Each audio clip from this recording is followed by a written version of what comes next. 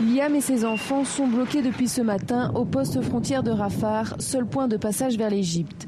Ils ne sont plus que 150 passagers à sortir chaque jour de Gaza, contre plus d'1 millier il y a 2 mois. Une mesure de rétorsion contre le Hamas, allié des frères musulmans.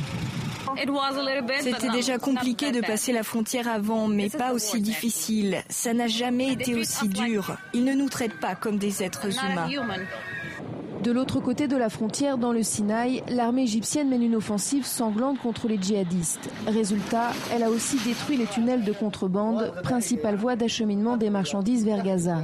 Une véritable industrie qui faisait travailler des centaines de Gazaouis. On accuse les pays arabes qui sont contre nous d'imposer un blocus sur Gaza. Et les Égyptiens maintiennent ce blocus contre nous. Ils ferment les tunnels et résultat, notre économie est détruite.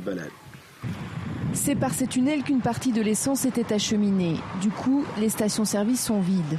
Par ces tunnels aussi transitait le ciment pour les chantiers de construction qui tournent désormais au ralenti. Le Caire a aussi interdit aux pêcheurs de se rendre dans les eaux égyptiennes. Le Hamas paie le prix de son soutien aux frères musulmans et le Caire accuse le mouvement islamiste d'être responsable des troubles en Égypte. C'est une énorme opération de propagande de certains médias égyptiens contre nous. Cela affecte la situation. Nous ne sommes pas coupables. Je le répète, nous ne sommes en aucun cas responsables de ce qui se passe en Égypte.